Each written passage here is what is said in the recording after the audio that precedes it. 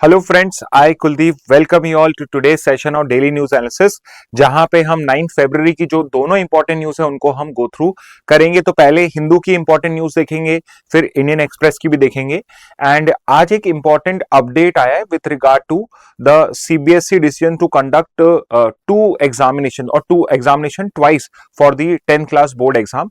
तो अगर आपका कोई ब्रदर या सिस्टर 10th क्लास का एग्जाम दे रहा है या फिर आगे जाके 12th में ये स्कीम कैसे इंप्लीमेंट होगी, तो फॉर योर इंफॉर्मेशन मैं उसको भी आपके साथ शेयर करूंगा। Again let me be very clear, आपका जो ये इंफॉर्मेशन है ये एग्जाम के लिए, क्लैट एग्जाम के लिए नहीं है important, but just for your info है कि अगर किसी को हेल्प चाहिए तो उसकी हेल्प भी मिल जाएगी, तो वो भी हम डिस्कस करेंगे। बट पहले हम हमारे एग्जाम के लिए जो इंपॉर्टेंट न्यूज है from both Hindu and Indian express दोनों को गो थ्रू करेंगे। Okay, and I try my best कि हम जो हमारे एग्जाम पर्पस के लिए इंपॉर्टेंट है किसी भी न्यूज आर्टिकल को हम वहीं तक ही लिमिट रखें, उसमें अननेसेसरी यूपीएससी लेवल की स्टडीज ना करें, बिकॉज बहुत सारे स्टूडेंट्स ये गलती करते हैं। ओके, सो फर्स्ट न्यूज जो हम करने वाले हैं it is with regard to कि इंडिया और मलेशिया ने यहाँ पे एक मीटिंग करी थी, कंडक्ट मीटिंग करी गई थी, और उस मीटिंग के अंदर में कुछ सर्टेन एग्रीमेंट साइन करे गए हैं। उसके अंदर में कुछ इंपॉर्टेंट अनाउंसमेंट्स भी करे गए। तो वो इंपॉर्टेंट अनाउंसमेंट्स क्या हैं, कौन कौन से इंपॉर्टेंट एग्रीमेंट्स है, कौन से 3-4 सेक्टर हैं उसमें से, वैसे टोटल 11 है, बट कौन से वो 3-4 सेक्टर्स हैं जिनको आपको पता होना चाहिए, जिसकी इंफॉर्मेशन होनी चाहिए, उसको हम गो थ्रू करेंगे। Okay, also I have your chat box open with me, तो अगर आप कुछ भी कमेंट करोगे तो I would be able to reply to you immediately. ठीक है, so you can ask your question there. So let's start with the India Malaysia relation. थोड़ा सा बैकग्राउंड में दे देता हूं।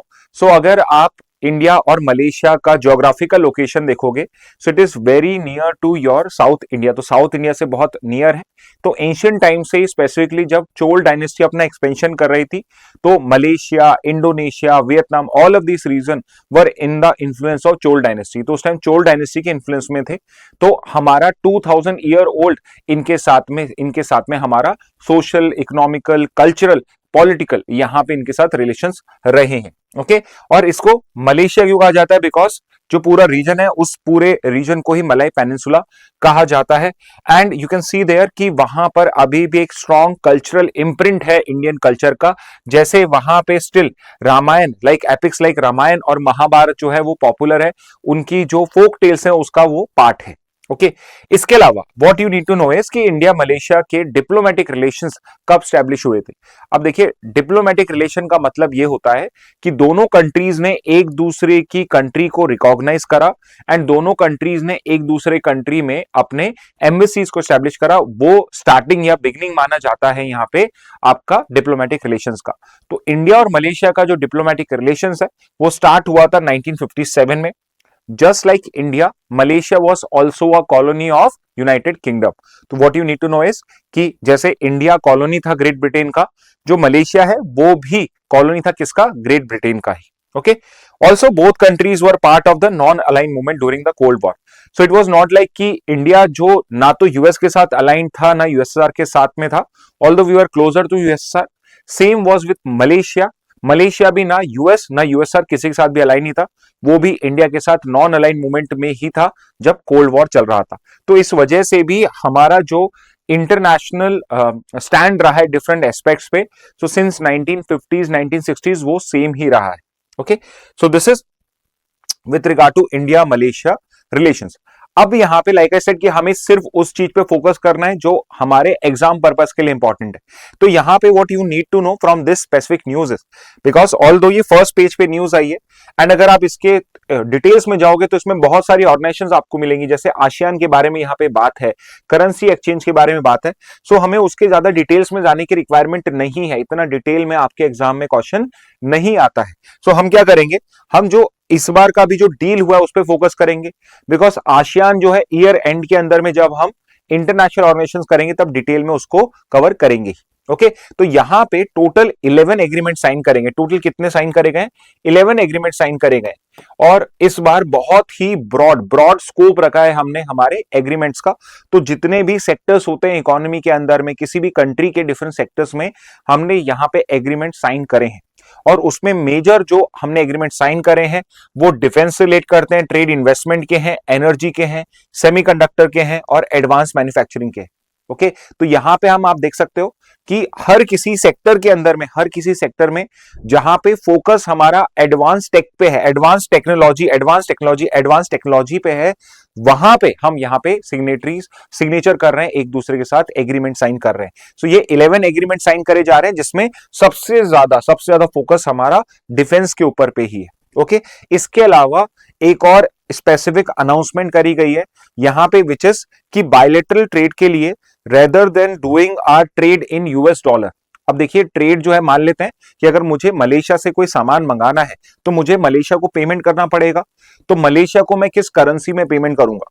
तो यूजुअली जो करेंसी यूज करी जाती थी वो डॉलर होती थी, लेकिन अब यहां पे एफर्ट स्टार्ट कर दिए गए हैं कि we are going to use Indian rupee and Malaysian ringgit. तो ये एक बहुत इंपॉर्टेंट वन लाइनर आपके लिए यहां पे कि मलेशिया की करेंसी कौन सी है, इट इज रिंगित। ओके तो रिंगित जो है, आई एम श्योर रिंगित ही बोलते होंगे इसको, हो सकता है रिंजित होता हो, बट इट इज रिंगित अभी अपने लिए। तो मलेशियन रिंगित जो है और इंडियन रुपी जो है, अब जो भी ट्रेड इंडिया और मलेशिया के बीच में होगी उसको हम सेटल किस में करेंगे? रुपी और रिंगित की एक्सचेंज रेट पे करेंगे। उससे क्या होगा, हमारा जो बायलेटरल ट्रेड है उसके अंदर में डॉलर का जो रिक्वायरमेंट है, डोमिनेंस है, वो कम हो जाएगा।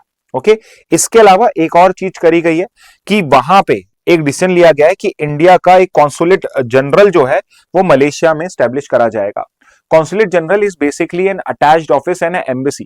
तो कॉन्सुलेट जनरल ये होता है कि अगर किसी लेट्स से मलेशिया के अंदर में अगर इंडियंस का ज्यादा आना जाना है, वहां पे इंडियन बिजनेसेस का इन्वॉल्वमेंट ज्यादा, या मलेशियन बिजनेसेस को इंडिया में इन्वेस्ट करना है, तो उसके लिए वहां पे एक ऑफिस स्टैब्लिश करा जा रहा है।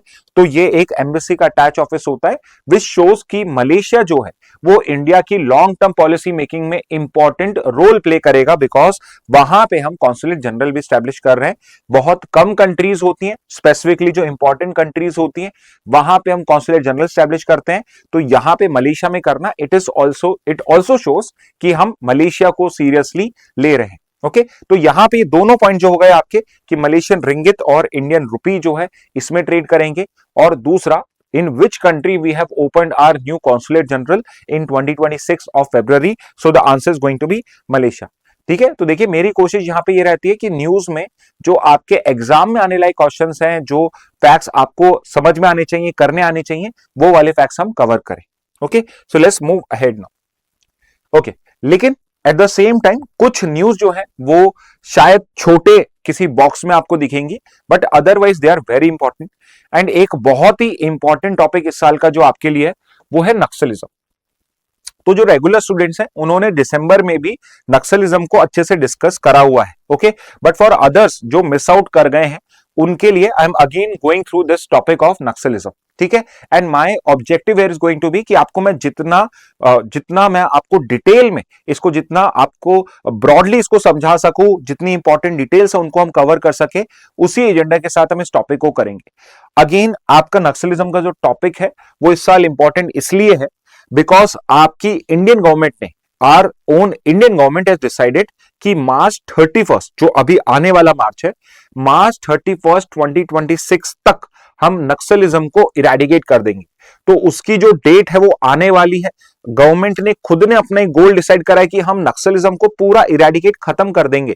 तो अगर इतनी बड़ी जो हमारा सिक्योरिटी इश्यू रहा इतने सालों से, अराउंड 30-40 ईयर से जो security issue, internal security issue जो हम फेस कर रहे थे, अगर वो अब एंड होने वाला है तो यू कैन अंडरस्टैंड कि how important the topic it is. Okay तो यहां पे अगेन कल अमित शाह ने आपके एक मीटिंग करी थी लेफ्ट विंग एक्सट्रीमिस्ट रीजन्स के लिए, जिनको हम नक्सल अफेक्टेड रीजन्स कहते हैं, और वहां पे ही हैज अगेन स्टेटेड कि we are very close to achieving our goal of eradicating Naxalism. Okay तो इसलिए नक्सलिज्म को समझना, इसके फाउंडर्स कौन थे, इसका बिगिनिंग कहां से हुआ, इसके फेजेस क्या थे, गवर्नमेंट ने कौन कौन सी स्कीम स्टेप्स लिए हैं जिसके थ्रू हम इसको इरेडिकेट कर पा रहे हैं, and finally also you need to know the date exactly when we are planning to eradicate it. Okay तो लेट्स लुक एट नक्सलिज्म। तो नक्सलिज्म को हम लेफ्ट विंग एक्सट्रीमिस्ट भी कहते हैं। लेफ्ट विंग एक्सट्रीमिज्म क्यों कहा जाता है नक्सलिज्म को? बिकॉज जहां पर भी एंड में आपको इज्म दिखे, जैसे कि सोशलिज्म है, आपका कम्युनिज्म है, या नक्सलिज्म है, जिसके भी एंड में कोई इज्म आता है, इज्म का मतलब होता है आइडियोलॉजी। ओके इसका मतलब होता है आइडियोलॉजी। ओके, तो यहां पे भी इसको लेफ्ट विंग एक्सट्रीमिज्म कहा गया है, यानी ये एक आइडियोलॉजी है जो लेफ्ट के इकोनॉमिक आइडियाज हैं, लेफ्ट के जो पॉलिटिकल आइडियाज है उसमें बिलीव करता है। अब ये लेफ्ट विंग या लेफ्ट पॉलिटिक्स क्या होती है? तो लेफ्ट पॉलिटिक्स का मेन कोर तो ये है कि यहां पे जो सोसाइटी है वो अनइक्वल है और हमें एक इक्वल सोसाइटी स्टैब्लिश करना है। तो उसके लिए बेस्ट वे ये है कि जो गवर्नमेंट है वो ही सारे रिसोर्सेज को बीच सारे पॉपुलेशन के बीच में डिवाइड करे। तो इस थ्योरी के अंदर में जो पॉलिटिकल सिस्टम होता है वो इकोनॉमिक, जो पॉलिटिकल सिस्टम होता है, इकोनॉमिक सिस्टम होता है, वो इक्वालिटी पे बेस होता है। तो देखिए, सुनने में तो ये बहुत अच्छा लगता है कि इक्वालिटी का बेसिस इसके अंदर में है, लेकिन प्रॉब्लम ये है कि इसको अचीव करने के लिए वो इवन वायलेंस को सपोर्ट करते हैं, या फिर मुझे ऐसे कहना चाहिए लेफ्ट विंग एक्सट्रीमिज्म के अंदर में या लेफ्ट पॉलिटिक्स के अंदर में कुछ ऐसे ग्रुप्स हैं, पॉलिटिकल पार्टीज हैं जो इवन वायलेंस को सपोर्ट करते हैं to achieve this particular goal. और जब कोई एक्सट्रीमिज्म में चला जाता है लेफ्ट विंग में, तो उसको हम लेफ्ट विंग एक्सट्रीमिज्म कहते हैं। तो लेफ्ट विंग एक्सट्रीमिज्म जो है उसका ही एक इंडियन फॉर्म नक्सलिज्म है। अब देखिए मैं क्या कह रहा हूं, लेफ्ट विंग एक्सट्रीमिज्म का जो इंडियन फॉर्म है वो नक्सलिज्म है। मैं ऐसा क्यों कह रहा हूं? क्योंकि left wing extremism different countries में डिफरेंट फॉर्म में हो सकता है, तो उसका जो इंडियनाइज वर्जन है उसको हम नक्सलिज्म कहते हैं। ओके, तो सेकेंड क्वेश्चन आपके आएगा दिमाग में कि सर इसका नाम नक्सलिज्म क्यों है? तो उसका रीजन ये है कि जो नक्सलिज्म आपकी आइडियोलॉजी है ये अपना नाम डिराइव करती है फ्रॉम द नक्सलबारी अपराइजिंग। तो नक्सलबारी एक गांव है वेस्ट बंगाल के अंदर में, जहां पे एक आपकी लेफ्ट विंग अपराइजिंग हुई थी। What was this uprising about? So again like I said, कोई भी इस तरह के जो मूवमेंट्स होते हैं, रेवोल्यूशंस होते हैं, वो बहुत बार एक अच्छे पर्पस से निकल के आते हैं, बट विद टाइम वो अपना जो मेन पर्पस है उसको भूल जाते हैं और फिर वो एक बेसिकली ट्रेजेडी में कन्वर्ट हो जाते हैं। तो नक्सलबारी विलेज के अंदर में बहुत सारे ऐसे पीजेंट फार्मर्स थे जिनको, जो वहां के लैंडलॉर्ड्स थे, वो वहां पे एक्सप्लॉइट कर रहे थे। तो वहां के जो लेफ्ट विंग आइडियोलॉजी में बिलीव करने वाले लीडर्स थे, उन्होंने फार्मर्स को यूनाइट करा and they basically asked the farmers to first do non cooperation and then they asked for violence when the police also got involved. तो यहां पे क्या था, पूरा सिस्टम भी, जो गवर्नमेंट का सिस्टम था वो भी लैंडलॉर्ड्स के फेवर में ही था। तो यहां पे लेफ्ट विंग की आइडियोलॉजी यही कहती है कि अगर पूरा सिस्टम आपके अगेंस्ट में हो जाए then you have no option but to choose violence only. तो वहां पे जो फार्मर्स थे they became violent, they killed the landlords, they deleted all the land record जो भी उनके अगेंस्ट में डेट जो भी दिखा रखा था, और वहां से आपका जो नक्सलिज्म मूवमेंट है वो स्टार्ट होता है। तो Naxalism is nothing but the Indian version of left wing extremism. इसको अगर मैं इंटरनेशनल इसको एक नॉमेनक्लेचर दूं, तो इंटरनेशनली जो चाइना से स्टार्ट हुआ था जिसको हम माओइज्म बोलते हैं, वो भी सेम इसी आइडियोलॉजी में बिलीव करता है। मार्क्सिज्म, लेनिनिज्म, जो ये सब आपने थ्योरी सुनी, सब लेफ्ट विंग आइडियोलॉजीज हैं, और उसका इंडियनाइज वर्जन ही क्या है, नक्सलिज्म है। अगर मैं आपको एक सिंगल लाइन डेफिनेशन देना चाहूं नक्सलिज्म की या माओइज्म की, सो इट इज कि जो गवर्नमेंट है वो पुअर को एक्सप्लॉइट करने का एक तरीका है, एक टूल है in the hands of the rich, और रिच पर्सन जो है वो इसको मिसयूज करता है टू एक्सप्लॉइट द पुअर। आप ऐसे समझ लीजिए कि ये है, और इसको अगर मुझे रिमूव करना है सिस्टम को, तो मुझे वायलेंट रेवोल्यूशन करके गवर्नमेंट को रिमूव करना पड़ेगा।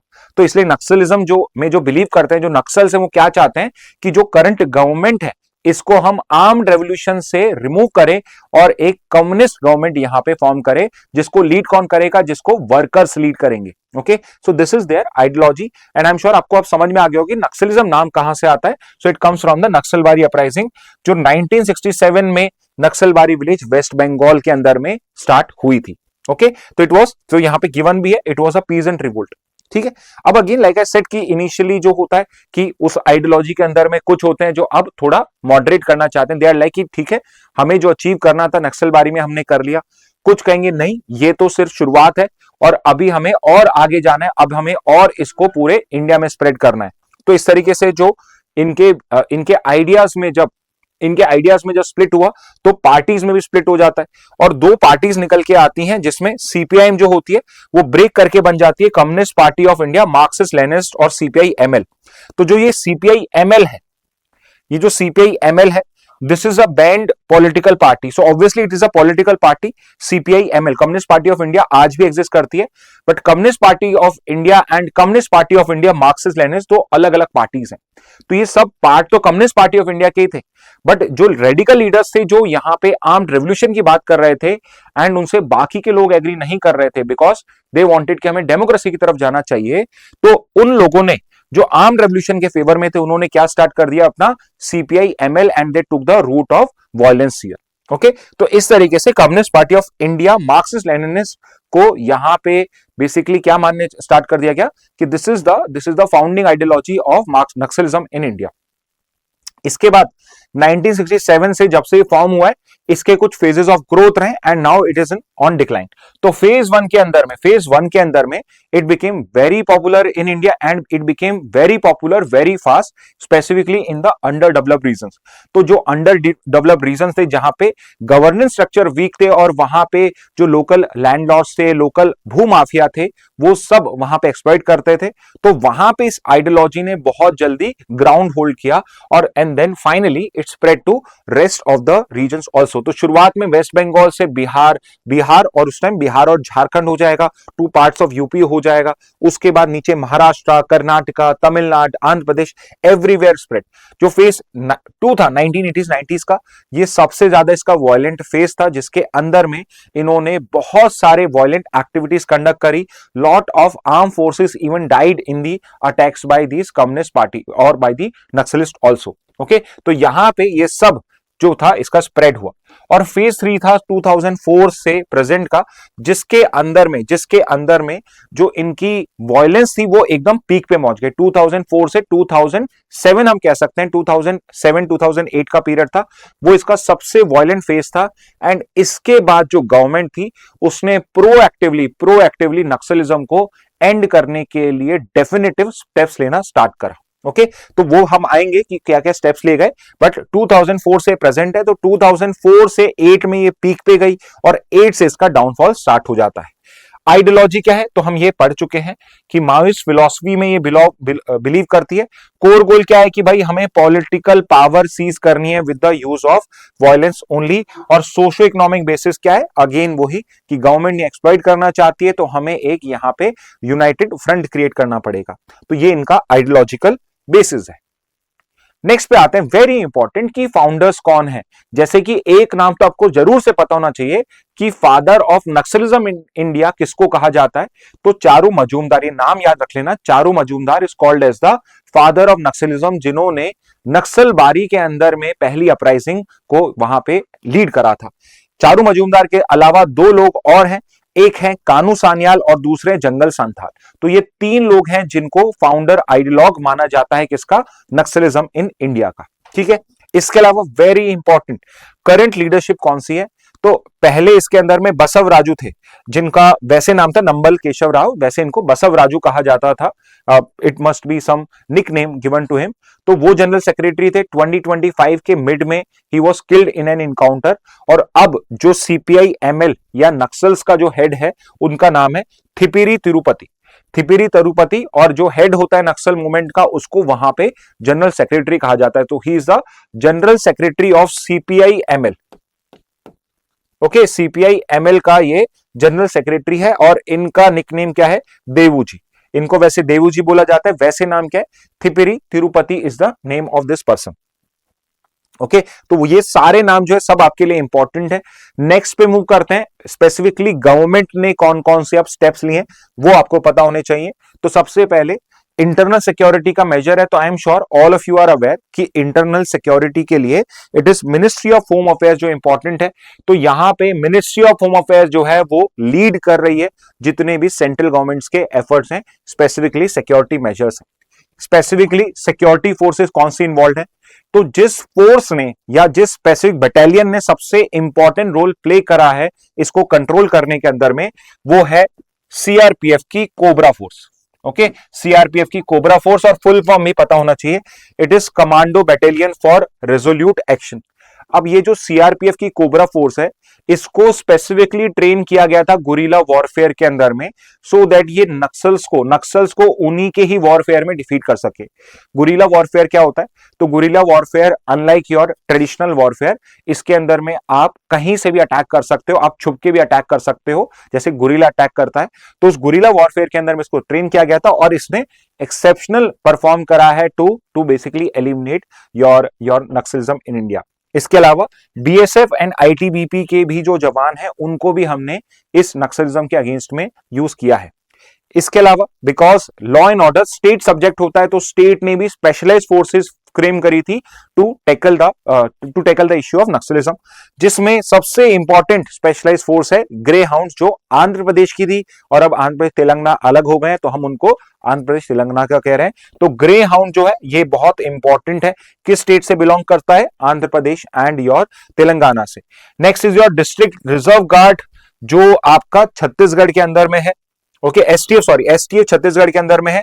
डीआरजी एंड C60 कमांडो 60 ये महाराष्ट्र के ने क्रिएट करी थी, वहां पे नक्सलिज्म से फाइट करने के लिए स्पेशलाइज्ड फोर्सेस को ट्रेन करके।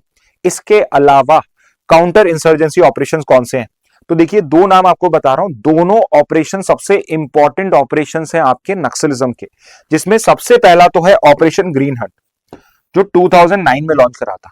अगेन इफ यू रिमेंबर, थोड़ा सा अगर 2 स्लाइड पहले आप याद करोगे, मैंने आपको क्या बताया था, 2004 से इनका फेज 3 स्टार्ट हो जाता है और इनका जो इंसर्जेंसी है उसका हाईएस्ट लेवल होता है 2004 से 8 के पीरियड में। और बिकॉज इतना ज्यादा वहां पे वायलेंस होता है, इतने ज्यादा लॉसेस हो रहे थे हमारे फोर्सेस को, तो 2009 के अंदर में operation green Hunt central government launch करती है along with the state government.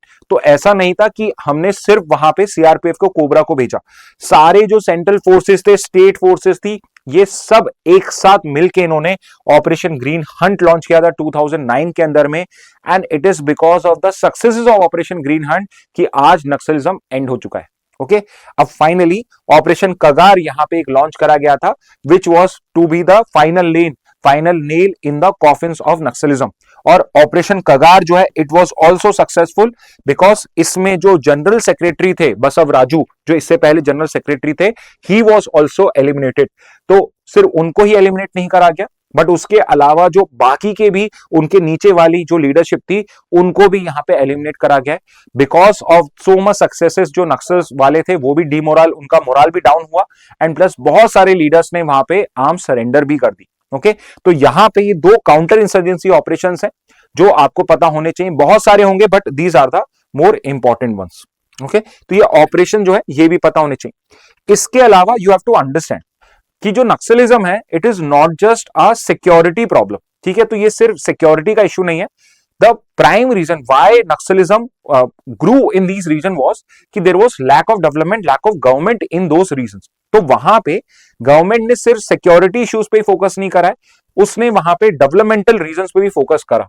जैसे कि जो नीति आयोग है उसका प्रोग्राम है एस्पिरेशनल डिस्ट्रिक्ट प्रोग्राम, ओके, जिसमें जो इंडिया की सबसे पुअरेस्ट या सबसे अंडर डेवलप्ड जो डिस्ट्रिक्ट्स हैं उनको 100 को शॉर्टलिस्ट करा, जिसमें सारी नक्सल वाली जो स्टेट्स है, सारी नक्सल वाली जो डिस्ट्रिक्ट्स हैं उनको इनकॉर्पोरेट करा है। और वहां पे हम फोकस किस पे करते हैं? जो सोशल इकोनॉमिक इंडिकेटर्स हैं उन पे यहां पे फोकस होता है। ओके, दूसरा कनेक्टिविटी प्रोजेक्ट्स। तो बहुत बार क्या होता है कि बिकॉज वहां पे रोड रेलवे लिंक नहीं है या टावर कनेक्टिविटी नहीं है, तो अगर सिक्योरिटी फोर्सेस भी हैं, so they cannot talk to each other, they cannot reach to a particular point very easily. तो यहां पे हमने कनेक्टिविटी प्रोजेक्ट्स पे वर्क करा है। और तीसरा कि हो सकता है कि there might be some people who entered there because of ideological reason, but वहां पे उनके काम करने का तरीका देख के उनको लगा कि ये गलत तरीका है and now they want to surrender. Okay, तो यहाँ पे सरेंडर एंड रिहेबिलिटेशन पॉलिसी भी है, जिसकी वजह से बहुत सारे लोग जो लेट से गलत रास्ते में चले गए थे, उनको वहां पे वन टाइम एमनेस्टी स्कीम के अंदर में सरेंडर करने का मौका दिया गया और फिर रिहेबिलिट भी करा गया, सो दैट वो अपनी वापस एक नॉर्मल लाइफ स्टार्ट कर सके। ओके, करंट स्टेटस क्या? सबसे करंट स्टेटस क्या है? तो जिस रीजन में नक्सलिज्म फैला हुआ है उसको क्या कहते हैं हम? Red corridor. So what is red corridor? तो जो अफेक्टेड डिस्ट्रिक्ट्स हैं उनको रेड कलर में यहां पे हम मैप पे पेंट करते हैं और उस रीजन को कहा जाता है रेड कॉरिडोर। और अपने पीक के ऊपर पे ये करीब 126 थे। ओके 126 से भी ज्यादा ही होंगे, 2014 में 126 थे और अब ये सिर्फ 12 to 18 डिस्ट्रिक्ट ऐसे बचे हैं। एंड गवर्नमेंट इज प्लानिंग कि बाय मार्च 31 हम इस नक्सलिज्म को इन 12-18 डिस्ट्रिक्ट से भी कर देंगे, so that 31 March 2026, remember this date, पे हमारा जो नक्सल फ्री इंडिया का गोल है उसको हम अचीव कर सके। ओके तो ये है with regard to Naxalism. So again अगर आप न्यूज़पेपर, हिंदू न्यूज़पेपर देखोगे, इंडिया मलेशिया का बड़ा न्यूज है, लेकिन उसमें आपके एग्जाम पर्पस के लिए कंटेंट कम है। नक्सलिज्म का छोटा सा न्यूज है, बट एग्जाम पर्पस के लिए वो इंपॉर्टेंट टॉपिक है। और यही फायदा होता है न्यूज एनालिसिस देखने का कि आप न्यूज़पेपर रीड करिए, बट उसमें क्या इंपॉर्टेंट है, कहां फोकस करना है, कहां कम करना है, वो आपके लिए ईज हो जाता है। ओके बट न्यूज़पेपर आपको रीड करना पड़ेगा। Okay, so let me look at your comments now. Sir, what is Naxalism? Just a brief answer. Sir, how please guide me how I can manage CLAT prep and my board exam simultaneously. Everything is just guessing messy. Aditya, अगर आप जयपुर के हैं और अगर आप CLAT prep centre visit कर सकते हैं, because you have personally asked me this, तो आप यहाँ आ जाइए, आपसे हम यहाँ बैठ के एक बार डिस्कस कर लेंगे कि कैसे प्लानिंग कर सकते हैं। इसमें this is not the right forum जहां पे मैं आपको इसकी स्ट्रैटेजी बता सकूं, because I need to know whole of your background और उसके अकॉर्डिंगली। ओके और बाकी सब भी देख रहे हैं तो टाइम कम है, तो अकॉर्डिंगली। ओके सो आप ये कर सकते हो, तो इफ पॉसिबल है तो ठीक है, नहीं तो will figure out something. Okay एक आप ये करिए, क्लैट प्रेप का जो ऑफिशियल नंबर है उसको आप कॉल कर लीजिए यहाँ पे, उसके थ्रू भी हम एक बार कांटेक्ट कर सकते हैं। ठीक है, एज ऑफ नाउ तो हम ये चीज एक पॉसिबिलिटी है। Okay so this is with regard to Naxalism. Next news पे आ जाते हैं। तो देखिए अगेन, हमेशा जो इंपॉर्टेंट वन लाइनर्स होते हैं उनको हम नहीं इग्नोर कर सकते हैं, और स्पेसिफिकली अगर लीगल बैकग्राउंड से आपका कोई भी यहाँ पे वन लाइनर आता है, तो यहाँ पे द न्यूज इज कि केरला के अंदर में for the first time a visually impaired जज हैज बीन अपॉइंटेड। एंड उनका नाम क्या है? उनका नाम है थानिया नेथनसी। थानिया नेथनसी is the name of that woman जो केरला के अंदर में पहली विजुअली चैलेंज वुमेन जज बनी है। Okay and possibly, I am not sure, I have tried to look into the context of it, but मुझे मिला नहीं कि इससे पहले कोई विमेन विजुअली इंपेयर्ड विमेन जज बनी है, नहीं बनी। तो possibly she is also the first visually impaired women जज of India also. Okay but she definitely Kerala की ये पहले है। एंड ये पॉसिबल क्यों पाया? बिकॉज अभी सुप्रीम कोर्ट का जजमेंट आया था, पिछले साल ही सुप्रीम कोर्ट का जजमेंट आया था, जिसके अंदर में सुप्रीम कोर्ट ने ये कहा कि जो विजुअली इंपेयरमेंट है ये इन एलिजिबिलिटी क्राइटेरिया नहीं हो सकता है। यानी अगर कोई विजुअली इंपेयर्ड पर्सन है और वो एग्जाम देना चाहता है तो वो पर्सन विद डिसेबिलिटी कैटेगरी में दे सकता है, और अगर वो उसकी कट ऑफ क्लियर कर सकता है so they definitely deserve to be in the judicial service. और उस वजह से सर स्टेट के अंदर में जितनी भी स्टेट्स है वहां पे जुडिशियल सर्विस का रास्ता जो है वो इवन विजुअली इंपेयर्ड जो कैंडिडेट्स होते हैं उनके लिए भी ओपन हो गया। Okay but we definitely know this कि she is not the first one overall to be the visually impaired जज।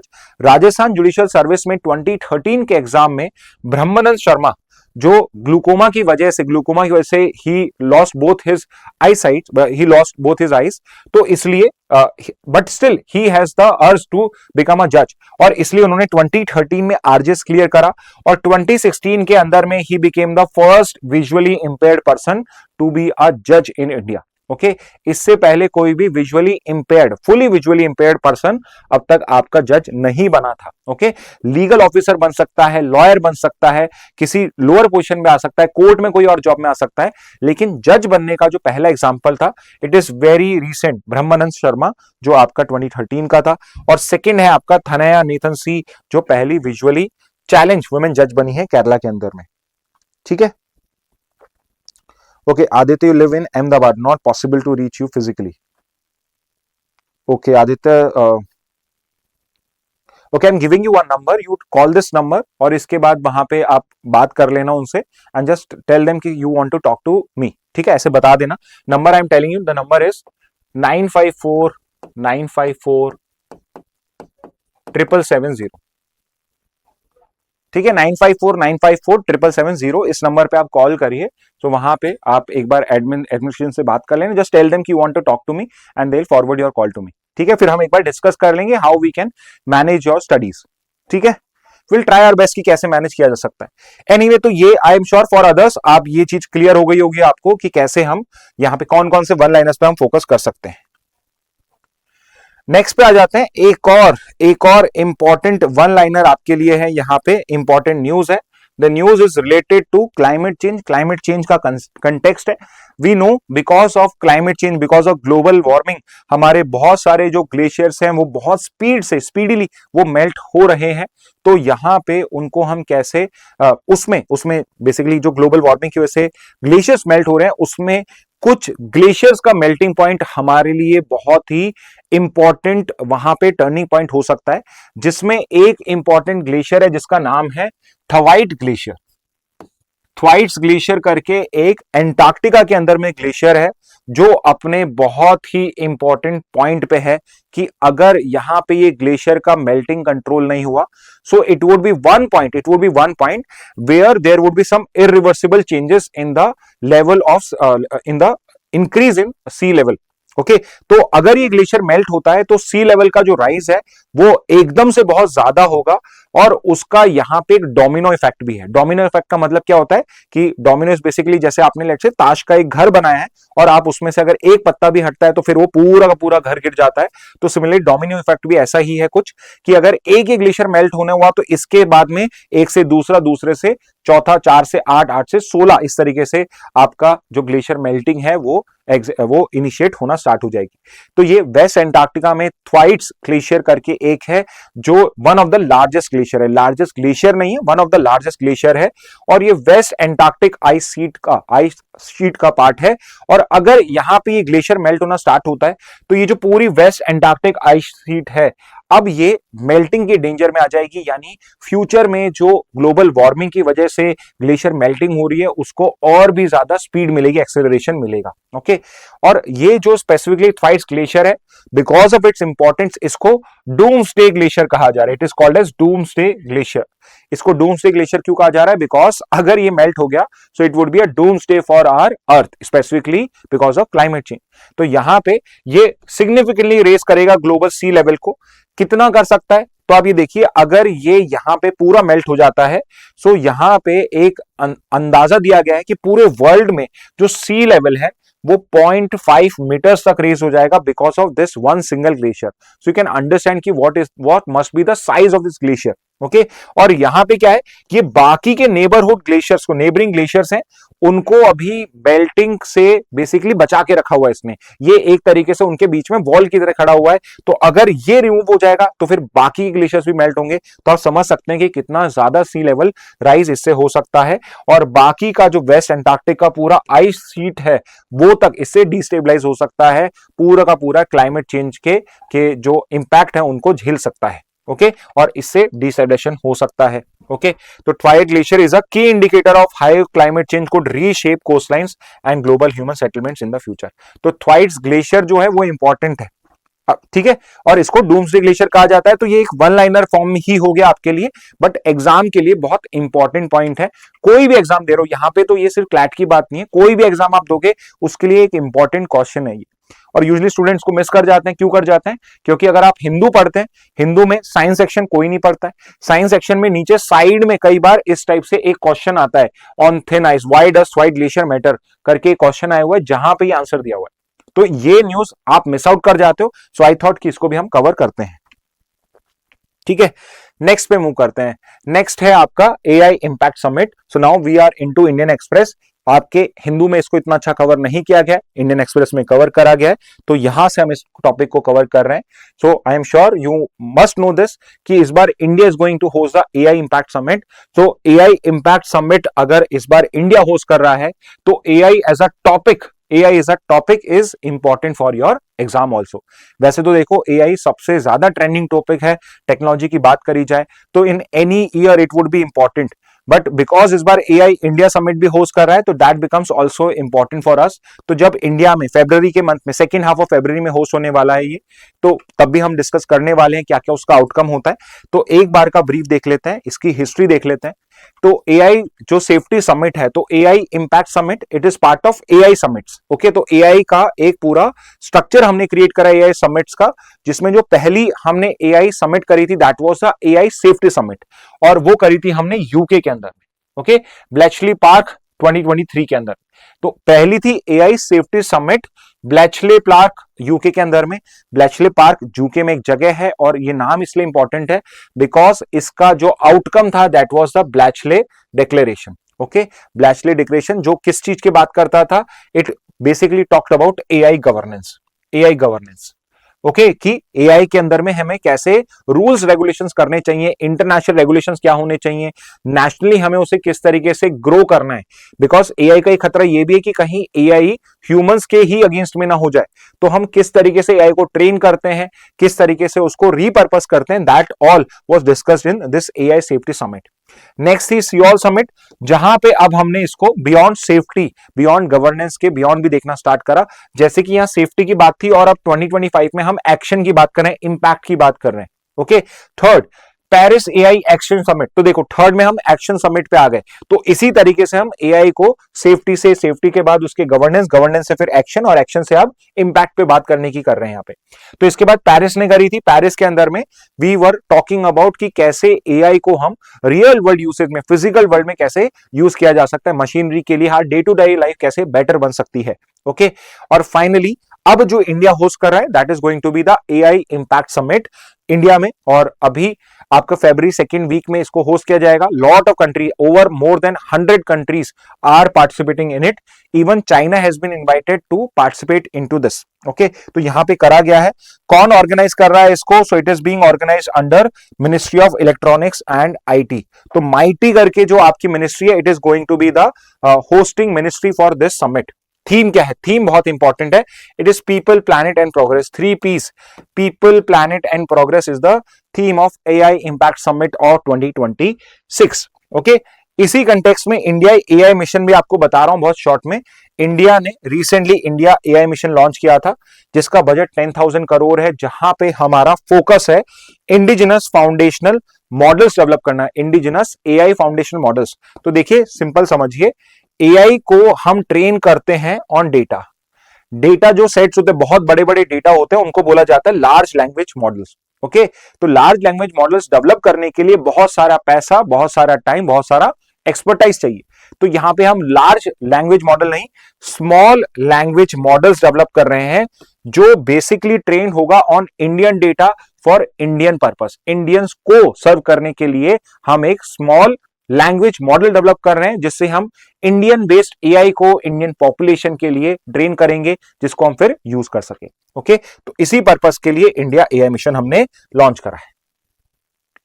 ओके, नेक्स्ट पे आते हैं, एक और समझने की न्यूज है, और ध्यान से समझना, बहुत सिंपल सा है, वैसे कॉम्प्लिकेटेड है आप लोगों के लिए, बट आई विल ट्राई कि जितना सिंपल समझा सकता हूं समझाऊं मैं आपको, और आप इसको इजीली समझ पाए।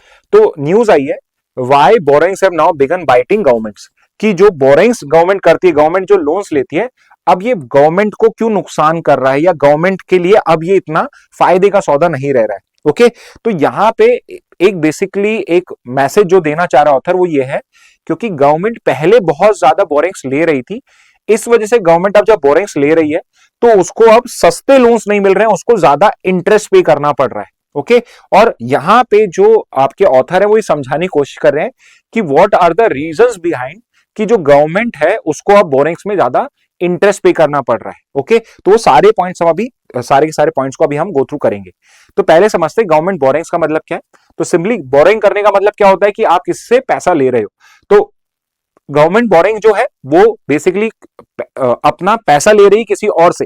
लेकिन अब देखिए, हम पैसा क्यों लेते हैं, हम पैसा तब लेते हैं जब लेट्स से हमें कोई इन्वेस्टमेंट करना हो, या फिर लेट्स से कि मेरे खर्चे ज्यादा हैं, उसके लिए मुझे, और मेरा पैसा कम है, तो मैं फॉर द मीन टाइम इसको ले रहा हूं। बट यू नो दिस कि मुझे अगर बैंकरप्ट नहीं होना है, मुझे अगर अपनी सारी एसेट्स को सेल नहीं करना है, तो मुझे वो चीज वापस रिटर्न करनी पड़ेगी। लेकिन सिमिलरली गवर्नमेंट बोरिंग्स जो होती हैं, उनका मेन रीजन होता है कि हमारी जो गवर्नमेंट है पैसा कमाती कम है और खर्चा ज्यादा करती है, तो उससे क्या हो जाता है, उसके जो बजट के अंदर में डेफिसिट हो जाता है। डेफिसिट का मतलब क्या है कि मेरा एक्सपेंडिचर ज्यादा है रेवेन्यू से। डेफिसिट का मतलब क्या है, मेरा एक्सपेंडिचर ज्यादा है आपके रेवेन्यू से, कि मैं पैसा खर्च ज्यादा कर रहा हूं और कमा कम रहा हूं। फिस्कल डेफिसिट का मतलब क्या होता है कि गवर्नमेंट का जो लॉन्ग टर्म खर्चा है वो ज्यादा है गवर्नमेंट के लॉन्ग टर्म रेवेन्यू से।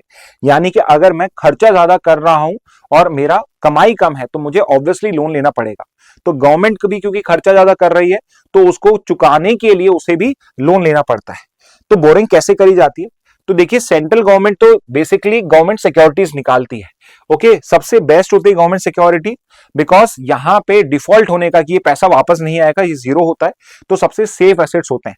तो अगर आपको मार्केट में कोई और अच्छा जगह नहीं मिल रही है, कोई अच्छा सेक्टर नहीं मिल रहा है इन्वेस्ट करने के लिए, और आप एक सिक्योरिटी सर्च कर रहे हो कि कहां इन्वेस्टमेंट करो, तो गवर्नमेंट सिक्योरिटी एक बहुत अच्छा तरीका होता है। ठीक है, सिमिलरली स्टेट जो होते हैं, स्टेट्स लेते हैं यहाँ पे state development loans. Okay, so these are similar to government securities only.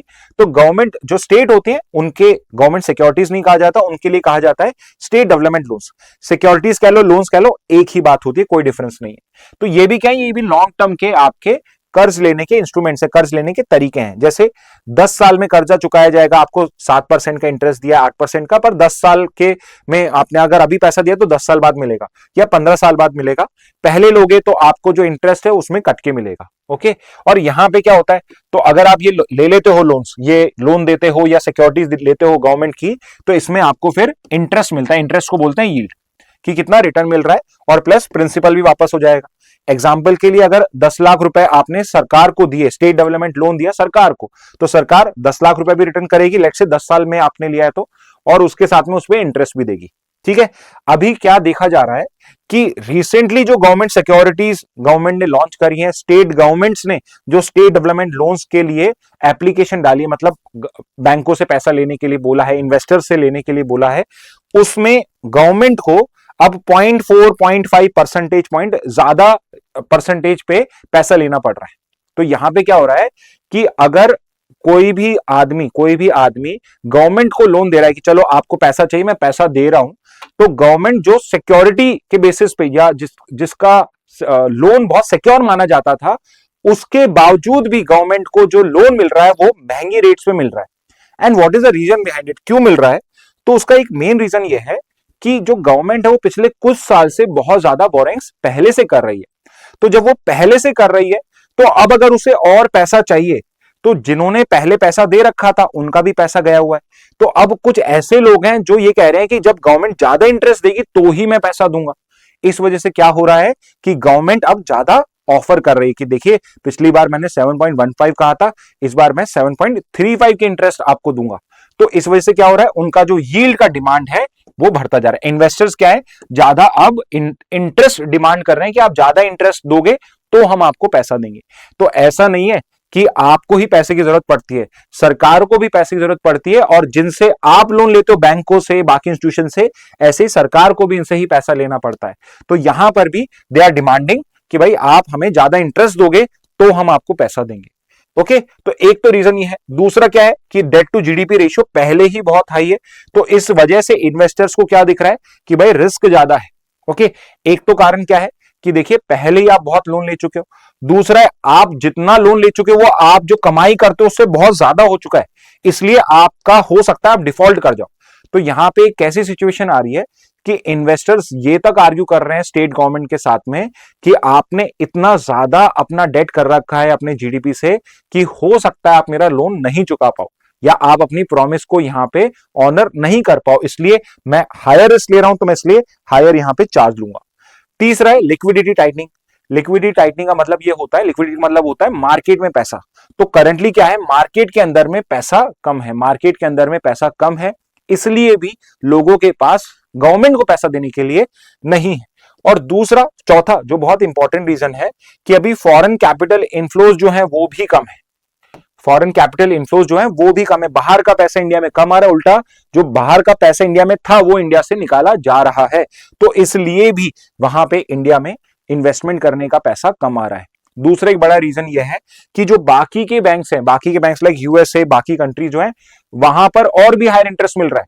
तो अगर लेट्स से कि कोई चाइना का पर्सन, लेट्स से चाइना का इन्वेस्टर है, उसको किसी गवर्नमेंट में कहीं पे इन्वेस्ट करना है, तो वो देख रहा है कि इंडिया में 7% इंटरेस्ट मिल रहा है, यूएस में लेट्स से 8% मिल रहा है, तो वो क्यों इंडिया में इन्वेस्ट करेगा जब उसे यूएस में 8% इंटरेस्ट मिल रहा है जो सिमिलर है लेट्स से स्टेबिलिटी के अंदर में। ओके, इस वजह से जो चीप ग्लोबल फंड्स है वो भी नहीं मिल रहा। तो यहां पे जो ऑथर है, ऑथर हमें ये बताने की कोशिश कर रहे हैं कि गवर्नमेंट जो इतने टाइम से इतने ज्यादा लोन्स ले रही थी, उस वजह से अब क्या हो रहा है कि अब गवर्नमेंट को और बोरिंग्स लेने में प्रॉब्लम फेस करनी पड़ रही है, specifically because of these specific reasons.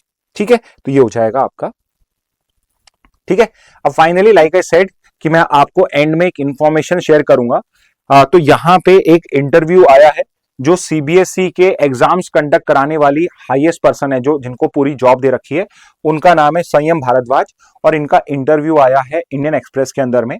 So again, not for your exam purpose, मतलब क्लैट एलेट के लिए नहीं है, जस्ट फॉर योर इंफॉर्मेशन है। कोई आपका ब्रदर सिस्टर 10th में है, या आप 12th में अगर आप आने वाले हो और आप सोच रहे हो नेक्स्ट ईयर कैसे two times exam system work करेगा, तो आप इसको फॉलो कर सकते हो। सो 2026 की जो साइकिल है, इस बार जो आपके एग्जाम्स हो रहे हैं, जैसे 10th में अभी फरवरी में एग्जाम्स है, मई में फिर से एग्जाम देने का यहां पे चांस मिलेगा। तो उसके क्या क्या क्राइटेरिया है, क्या क्या कंडीशन है, वो मैं आपको बता रहा हूं। पॉसिबली नेक्स्ट साइकिल से, यानी अगली साल से 12th क्लास में भी ये चीज एप्लीकेबल होना स्टार्ट हो जाएगी। तो करीब करीब इसी तरीके से वो अप्लाई होगी। ओके, तो यहां पे अभी तो क्या है, 2026 से क्लास 10th के 2 बार एग्जाम्स देने का मौका मिलेगा। As per national education policy, national education policy कहती है कि सिर्फ एक एग्जाम डे से डिसाइड नहीं होना चाहिए, और यहां पे मौका होना चाहिए, उनके पास एक और चांस होना चाहिए अपने मार्क्स को इंप्रूव करने का। ओके, बहुत बार क्या होता है कि उस दिन हमारा दिन सही नहीं होता, या we are not fully prepared, या लेट्स से हम सिक थे, तो why should one day decide कि हम एक्चुअल में एग्जाम में अच्छे हैं या नहीं है, इसलिए और मौके मिलने चाहिए। तो यहां पे 2 एग्जाम्स का अभी क्या स्ट्रक्चर है, तो पहला एग्जाम जो है, जो इस बार है, वो फरवरी में है, फरवरी से मार्च चलेगा ये वाला। This is that's for CBSE. Okay, CBSE की बात चल रही है पूरी।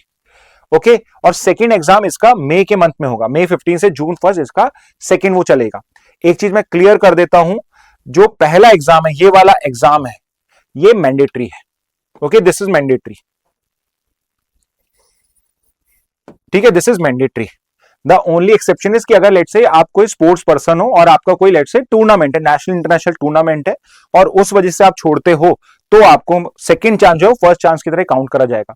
But at the same time मैं क्लियर कर देता हूं, ये फैसिलिटी पहले भी थी और आगे भी ऐसे ही कंटिन्यू रहेगी। लेकिन अगर आप 10th क्लास में हैं, तो आपको पहला एग्जाम देना मैंडेटरी है। ओके, सेकेंड एग्जाम जो है वो ऑप्शनल है। सेकेंड एग्जाम जो है वो ऑप्शनल है। इंटरेस्टिंग चीज ये है, पेपर सेम नहीं आएगा। इस लाइन को ऐसे मत पढ़ लेना कि सेम पेपर ही देना है, सिलेबस सेम होगा, एग्जाम का सिलेबस सेम है दोनों का, बट पेपर अलग अलग आएंगे। सेम करिकुलम और इवैल्यूएशन स्टैंडर्ड दोनों अटेम्प्ट्स में, यानी कुछ भी चेंज नहीं किया जाएगा। ऐसा नहीं है कि फर्स्ट में हार्ड मार्किंग रहेगी, सेकंड में इजी रहेगी, या फर्स्ट में इजी थी सेकंड में हार्ड रहेगी। सेम इवैल्यूएशन स्टैंडर्ड्स वहां पे यूज करे जाएंगे। ओके, लेकिन पहला जो है ये आपके लिए कंपलसरी है, आप इसको स्किप नहीं कर सकते हो, ये चीज आपको ध्यान रखनी है। सेकेंड एग्जाम मैंडेटरी नहीं है, ये सिर्फ मार्क्स इंप्रूवमेंट करने के लिए ही है। ओके, और जो फाइनल रिजल्ट कैलकुलेट करा जाएगा, उसमें मान लो आपने यहां पे अपना फर्स्ट एग्जाम तो दिया, ये सारे मैंडेटरी है। मान लो आपने सेकंड अटेम्प्ट में 2 एग्जाम्स में आपने ट्राई किया, मैक्सिमम 3 में कर सकते हो, मान लो आपने 2 में करा, लेट्स से आपने इंग्लिश और लेट्स से मैथ्स के अंदर में, इंग्लिश और मैथ्स, बहुत सारे मैथ्स में ही करोगे आप सब, आई नो। तो वहां पे लेट्स से इंग्लिश में आपने सेकंड एग्जाम में आपके कितने आए, 90 आए, और फर्स्ट एग्जाम में आपके आए थे 92। देयर आर समवन जिनको लगता है कि भाई 92 भी कम है। ओके, और मैथ्स में आपके आए थे लेट्स से 50, फर्स्ट एग्जाम में 50 आए थे, और सेकंड में आ गए आपके 70। तो जो फाइनल एग्जाम होगा, उसमें जो आपके हर सब्जेक्ट में हाईएस्ट मार्क्स है, उनको कंसीडर किया जाएगा। तो ऐसा नहीं है अगर आप किसी एग्जाम में इंप्रूव करने के लिए अटेम्प्ट करते हो और आपके उल्टा मार्क्स कम आ जाते हैं, तो कम मार्क्स काउंट होंगे। जो भी आपके सब्जेक्ट के हाईएस्ट मार्क्स हैं, उनको ही कंसीडर किया जाएगा। तो फाइनल में जो बेटर स्कोर है 5 सब्जेक्ट्स का, उनको कंसीडर करके टोटल किया जाएगा। नंबर ऑफ सब्जेक्ट्स कितने हैं, तो इसमें एक पर्सन 3 सब्जेक्ट्स के मार्क्स इंप्रूव करने के लिए दे सकता है, नॉट मोर देन दैट।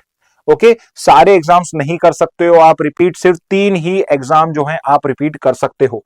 ठीक है, इसके अलावा व्हाट अबाउट फेल स्टूडेंट्स, अगर आप पहले एग्जाम में 2 एग्जाम्स में फेल हो गए हो, ओके, अगर आप 5 में से 2 में फेल हो गए हो, ठीक है, ये भी है ध्यान रखना, तो आपको कंपार्टमेंट कैटेगरी में पुट किया जाएगा।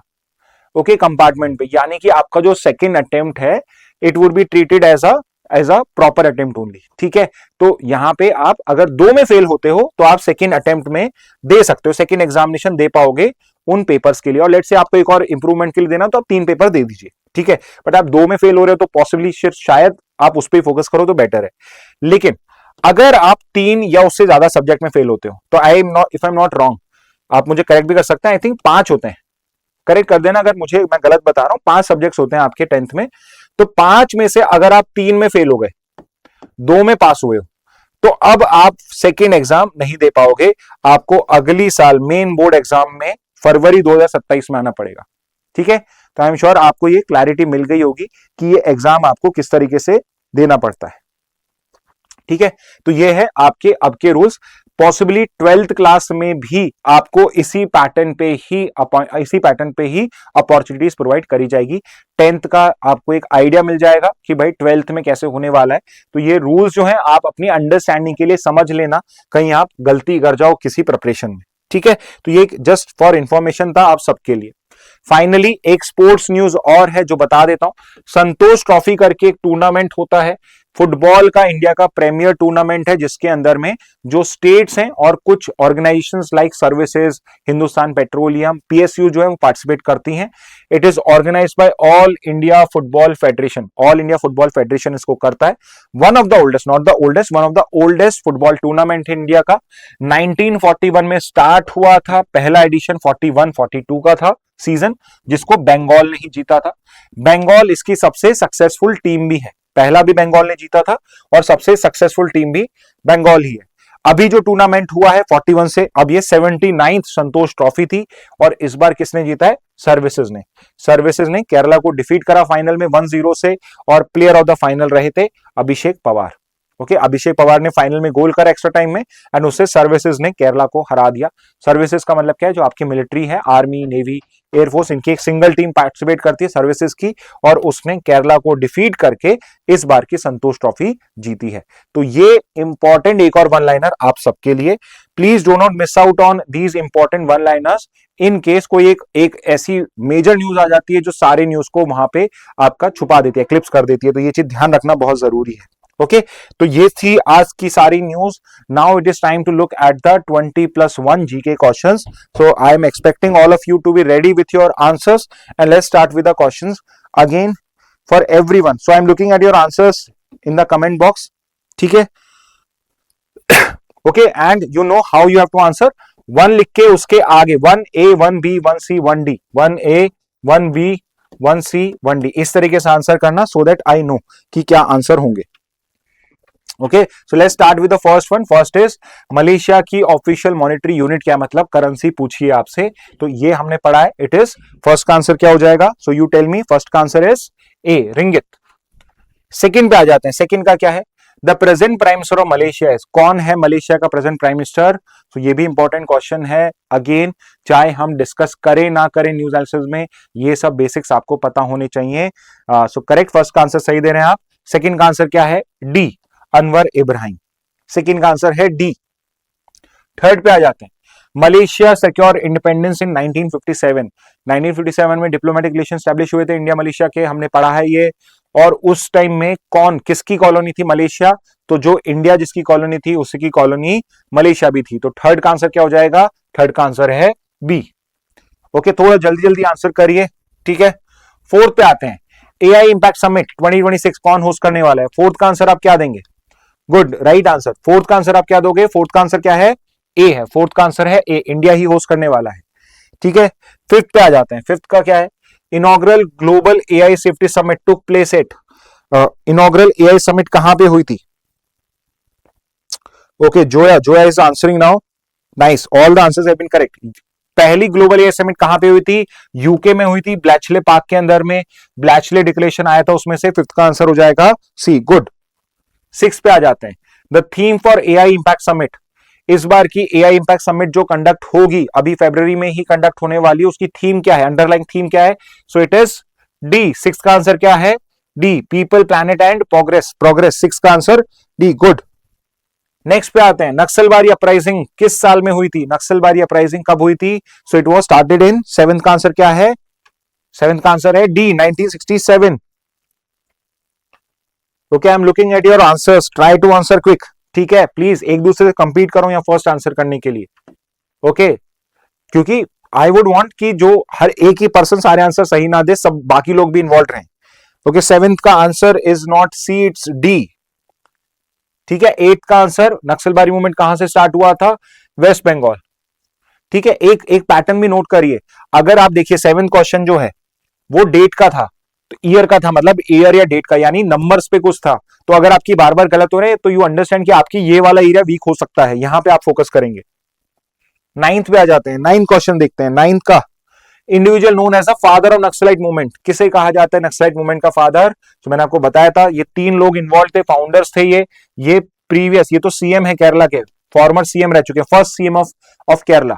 ओके, बट यहां पे फादर ऑफ नक्सलिज्म कौन है? चारू मजूमदार। तो नाइन्थ का आंसर है ए। गुड जोया।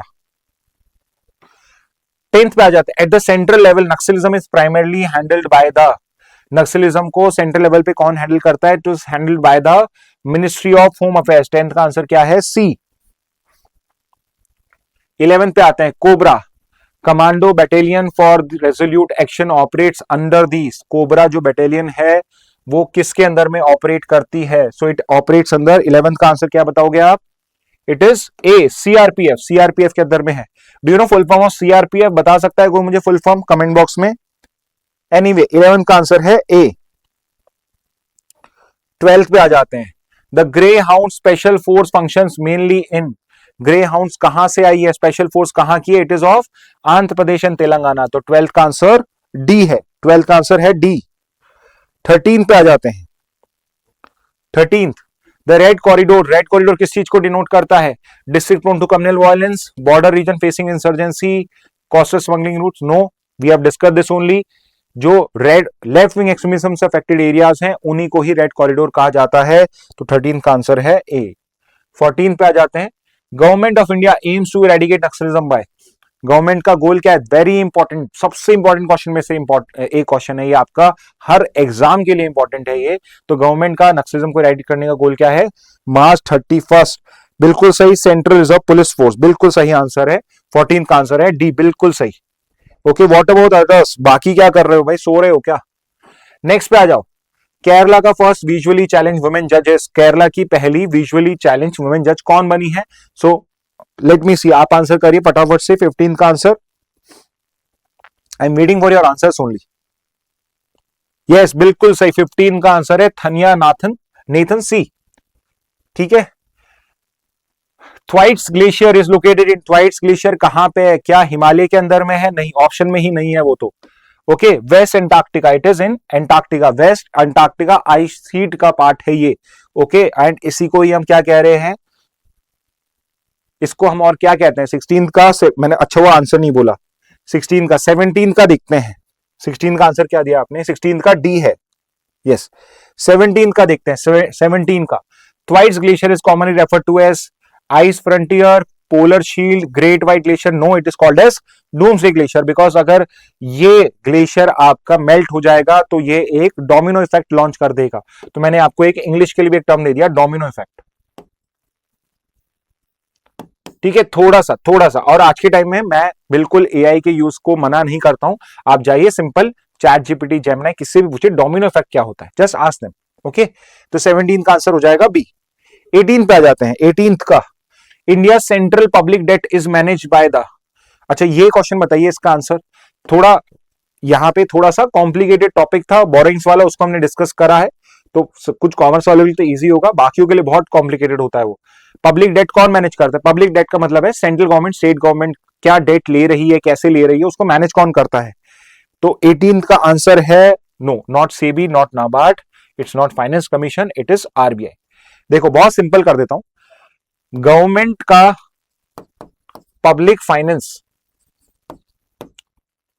फाइनेंस कुछ भी, बोरोइंग, डेट है, करेंसी को करेंसी को यहां पे प्रिंट करना, फॉरेन करेंसी के लिए रेगुलेशंस बनाना, इंडियन करेंसी के रेगुलेशन बनाना, जहां पर भी पैसा इन्वॉल्व होगा RBI would be the regulator. तो 18 का आंसर डी है, और हर जगह डी ही होगा, आरबीआई होगा जहां पर भी मनी इन्वॉल्व है, पब्लिक मनी इन्वॉल्व है। ठीक है, जहां पे मार्केट आ गया, जहां पे शेयर्स आ गए, स्टॉक्स आ गए, ठीक है, यहां पे आ जाएगा सेबी, ठीक है। सिक्योरिटीज जो होती है एक्सेप्ट फॉर गवर्नमेंट सिक्योरिटीज, वहां सेबी है।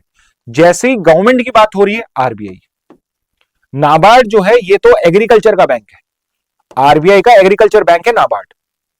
और फाइनेंस कमीशन का काम होता है सेंटर और स्टेट के बीच में पैसे को डिवाइड करना, टैक्स के पैसे को डिवाइड करना, ठीक है। तो 18 का आंसर है डी, ठीक है, 18 का आंसर है D.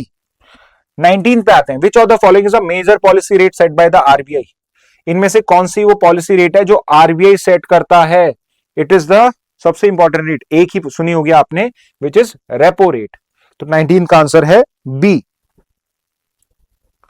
20th, Santosh trophy related to कौन से स्पोर्ट से रिलेट करती है? बहुत ही इंपॉर्टेंट बेसिक क्वेश्चन जो एग्जाम्स में आते हैं। 20th का आंसर क्या है? इट इज बी, फुटबॉल, ठीक है। फाइनली एक एक्स्ट्रा क्वेश्चन, लास्ट क्वेश्चन इस बार का 20 का सही दिया आंसर आपने जो है। 21st का answer, 21st is winner of 79 Santosh trophy के विनर कौन थे? तो इस बार केरला को 0-1 से हरा के सर्विसेज ने संतोष ट्रॉफी जीती है। सबसे सक्सेसफुल टीम बंगाल है, बट 21st का आंसर हो जाएगा ए।